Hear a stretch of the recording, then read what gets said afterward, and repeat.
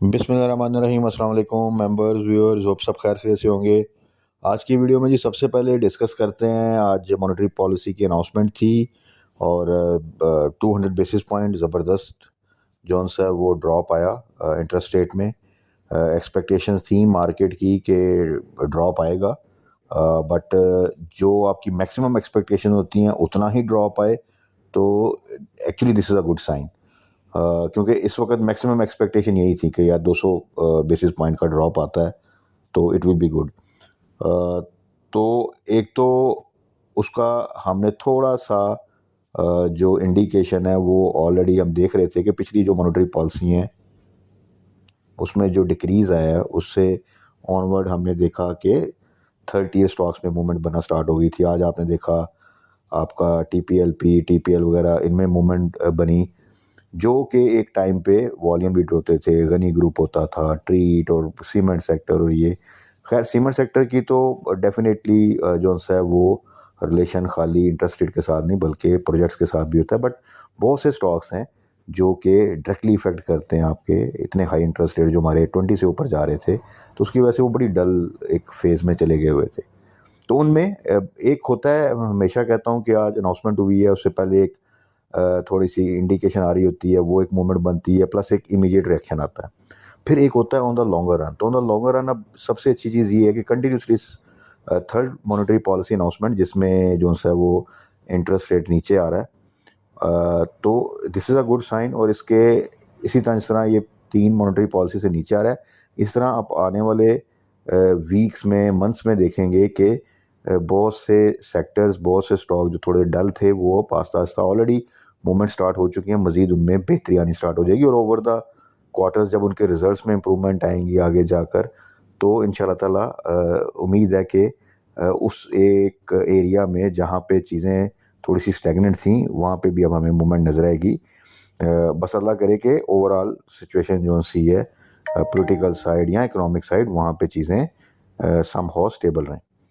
तो थोड़ा सा डिस्कस कर लेते हैं। पहले तो एक तो मार्केट को और उसके साथ कुछ स्टॉक्स को। कुछ स्टॉक्स की अभी रिजल्ट अनाउंसमेंट आ गई हैं जिनको हम फॉलो कर रहे हैं, उनमें क्या स्ट्रेटजी, कुछ के रिजल्ट्स आए हैं उनमें क्या स्ट्रेटजी, कुछ ने एक्स होना है उनमें क्या स्ट्रेटजी।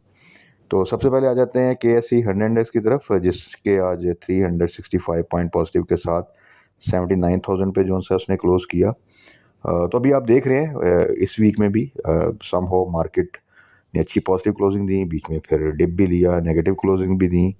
और मार्केट जो सा है अभी फ़िलहाल के लिए तो अगर हम देखें पिछले एक माह से और सितंबर भी लगा लें तो पिछला माह अगर आप देखें तो वो 77,000 से 78,000 समथिंग इस दरमियान मूव कर रही थी। अब 79,000 से ऊपर थोड़ा सा मार्केट ने जाके और अभी आज जो सा आप देखें तो 79,000 उसी पे अभी स्पैन वही 3-4 हज़ार का बन रहा है मैक्सिमम। तो इंशाल्लाह ताला लेट्स सी कि यहाँ से मार्केट जो सा है क्या नया हाई लगाती है आने वाले दिनों में। और उसमें आईएमएफ की जो एक डील है जो कि जिसका डिसीजन होना है, तो वो भी एक जो सा है आपका बूस्टिंग पॉइंट हो सकता है। अच्छा जी, अब इसमें देखें नेटसोल का रिज़ल्ट आया आज और कंपैरेटिवली अगर हम देखें जितने आपके आईटी सेक्टर के रिज़ल्ट्स हैं जिसमें सिस्टम का रिज़ल्ट आया था, एवियन का रिज़ल्ट आया था, सिमेट्री का रिज़ल्ट आया था, तो उसमें छोटे स्टॉक में देखा जाए सिमेट्री का रिज़ल्ट बेटर था विद पे आउट और उसके आस उसकी प्राइस में हमने अप्रिसिएशन भी देखी। और आपको ये भी याद होगा कि उसको टारगेट हमने कहाँ पे किया था और उसके बाद अभी भी इवन वो अपर कैप हुआ था 11 पे चला गया था, लेकिन वहाँ पे फिर यही था कि अब this is not the right time. दो के स्टॉक अच्छा सब कुछ है बट यहाँ पे रिस्क फैक्टर बढ़ जाता है जितना मर्जी अच्छा स्टॉक हो। अच्छा, कुछ मैंने कमेंट्स में देखा कि दोस्त कह रहे थे कि जी वो टीआरजी एक टाइम पे आप 90 पे रिकमेंड करते थे। तो देखें स्टॉक मार्केट एक ऑन गोइंग प्रोसेस है, ट्राई टू अंडरस्टैंड। मतलब अगर आपने इमेच्योर रहना है सारी उम्र तो फिर आप स्टॉक मार्केट में नहीं कमा सकते। ना सिर्फ मेरी, किसी की भी 2 साल पुरानी वीडियो उठा के आप कहें कि यार वो तो आपने नेटसोल जो सा है वो 250 पे रिकमेंड किया था, तो भाई हो सकता है उस वक्त किसी ने अगर 250 पे रिकमेंड किया हो तो वो 350 310 पे भी तो गया था। तो दूसरा ये कि फिर एक जर्नल, मैं तो अपनी वीडियोस में कम से कम कोशिश करता हूँ कि जो आपके रेट्स होते हैं लो साइड पे वहाँ पे ही चीज़ें रिकमेंड करूँ, क्योंकि एक मेरी एक हर बंदे का एक ट्रेडिंग स्टाइल होता है। तो मैंने अपने एक्सपीरियंस से ये सीखा है कि जितना मर्जी अच्छा स्टॉक हो, अगर आप हाई साइड पे बाय करेंगे रिस्क फैक्टर ज़्यादा होगा, प्रॉफिट की प्रोबेबिलिटी कम होगी। इसी तरह अगर एक नॉर्मल स्टॉक भी है तो अगर आप बिल्कुल लो साइड पे बॉटम आउट प्राइस के पास बाय करेंगे तो रिस्क फैक्टर मिनिमम हो जाएगा और प्रॉफिट की प्रोबेबिलिटी ज़्यादा हो जाएगी। हाँ, इस स्ट्रेटजी में थोड़ा सा आपको सम टाइम पेशेंस के साथ जो है ना वो वेट करना पड़ता है। तो उसमें भी देखें फिर कुछ थंब रूल हैं जो कि मैं हमेशा कहता हूँ कि वो मैं बड़ी दफ़ा मेंशन किया और मैं मेंशन करूँ या ना करूँ, वो ये है कि जब आप प्रॉफिट में आ जाएँ तो अपनी बाइंग प्राइस पे स्टॉप लॉस लगा लें। ठीक है, ये तो आपने किसी सूरत नहीं छोड़ना। इसी तरह आपने जब बाय करना है तो स्टेप्स में बाय करना है। इसी तरह जब थोड़ा सा प्रॉफिट टेकिंग करनी है तो वो स्टेप्स में करनी है। अब अगर आप इन तमाम असूलों को साइड पे कर दें, सिर्फ एक बाइंग प्राइस को ले जाएं कि यार ये मैंने इस लेवल पे बाय कर लिया था, तो अब उसके बाद ये नीचे आ गया तो अब मैं क्या करूं, तो देखें उसके प्लान ए प्लान बी सारे हम चीज़ें डिस्कस करते हैं। और बहुत से स्टॉक्स ऐसे होंगे कि एक टाइम था टीआरजी का, उस वक्त 90 पे मैं इसलिए मेंशन करता था और आपको याद होगा वो 120 115 तक जाता था और मैं अपनी हर वीडियो में साथ ये मेंशन करता था कि 100 से ऊपर उसके प्रॉफिट टेकिंग लेवल है, ना कि बाइंग लेवल। जबकि 110 पे 115 पे भी दबा के उसके जो से वॉल्यूम लगते थे, तो उस वक्त के रेट में उसकी जो 90 की करीब प्राइस थी वो एक उसकी वो प्राइस बनती थी जहाँ से वो हमेशा बाउंस बैक करता था। जिस तरह के एवियन जोन्स है वो 52 53 51 यहाँ से बाउंस बैक करता था, आल दो कि वो 44 तक भी गया था, लेकिन नॉर्मली उसकी प्राइस 50s के पास जाके वहाँ से वो उसको सपोर्ट मिल जाती है। इस तरह जिस तरह के सिस्टम आपका 410 से नीचे आके बाउंस बैक कर जाता है, आल दो कि वो कुछ अरसा 370 से नीचे भी गया है, बट वो एक for certain period of time गया, बट नॉर्मली वो 400 टू 410 415 के दरमियान यहाँ से बाउंस बैक कर जाता है, यहाँ पे उसको एक्सपोर्ट मिल जाती है। और सेम वे देखें एक नेट सोल को जो हमने एक्चुअल टारगेट किया था वो था जब वो 80s में था और उसके बाद वो 120 तक गया, फिर वापस 90 तक आया, फिर उसको टारगेट किया, फिर वो 130s में गया।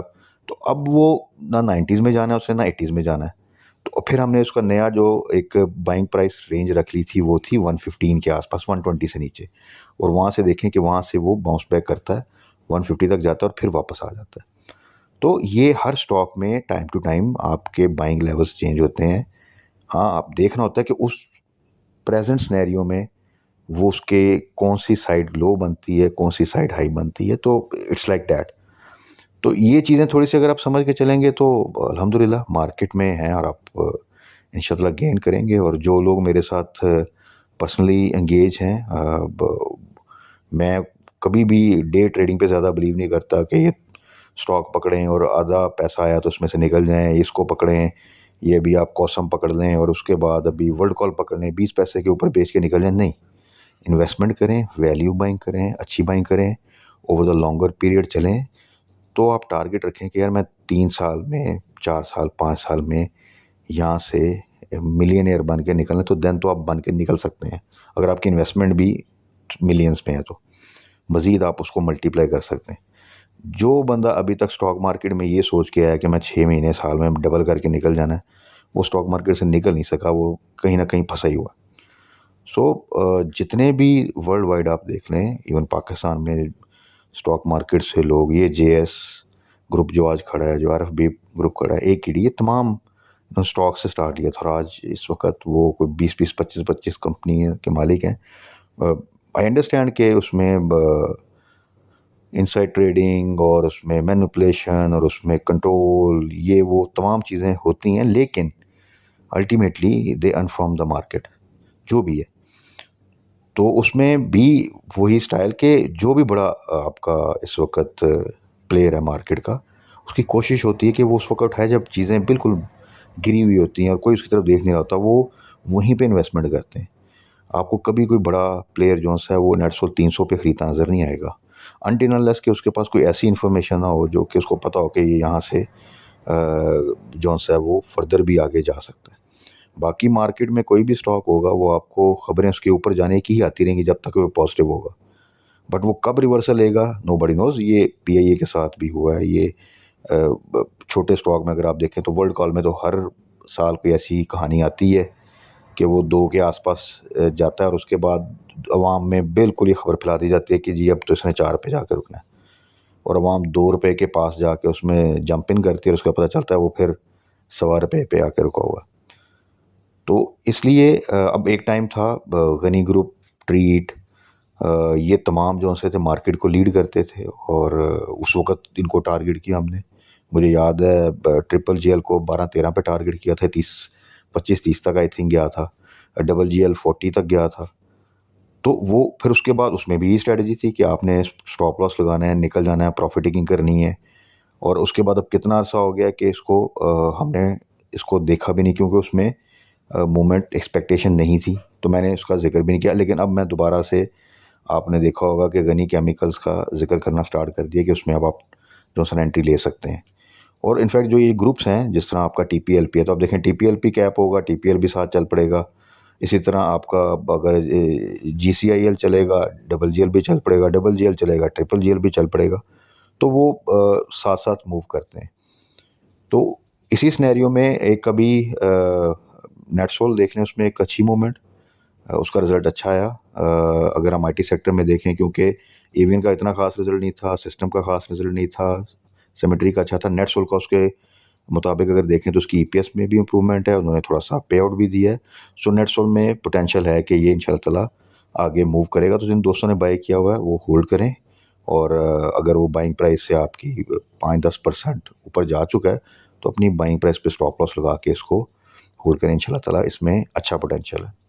बाकी फास्ट केबल का भी जी अल्टीमेटली जो है वो उसकी बोर्ड मीटिंग की अनाउंसमेंट हो चुकी है, और 18th को आई थिंक उसकी बोर्ड मीटिंग है। अगर आप उसके मटेरियल इन्फॉर्मेशन उठा के देखें, अच्छी न्यूज़ है। और कंटिन्यूसली पिछले 1-2 माह से डायरेक्टर्स छोटी छोटी क्वांटिटीज़ में इसको बाय कर रहे हैं। अगर उसका रिज़ल्ट अच्छा आता है, जिसके चांसेस हैं, और अगर एज ए सरप्राइज़ और एज ए आप कह सकते हैं एक बूस्ट के वो कोई पे आउट भी दे देता अच्छा, तो देन फिर जो हम प्रेडिक्ट कर रहे हैं वो बड़ी तेज़ी से उस तरफ जाएगा, यानी 30+ और 40 के पास। और अगर सिर्फ रिज़ल्ट अच्छा आता है, पे आउट नहीं भी आता, तो भी अल्टीमेटली ये अब ग्रो करेगा ओवर नेक्स्ट क्वार्टर। तो इसलिए this is the right time. Already हमने इसको 22 से नीचे 22 के आसपास बाई किया था, तो वहाँ से 24 पे तो आ चुका है, और आगे फर्दर इसने ग्रो करना है इंशाल्लाह ताला। इसके अलावा बाकी स्टॉक्स जो हैं जी, इन्होंने एक्सॉन है, अब एक्स होने वालों में हबको है, मारी है, ये कोलगेट, ये तीनों हमने यही डिसाइड किया था कि इनको हमने एक्स करना है, इनके पे आउट्स जो से मेल करने हैं उनको फर्दर होल्ड करना है, तो इंशाल्लाह ताला ये अच्छा प्रॉफिट जो है वो दे जाएंगे।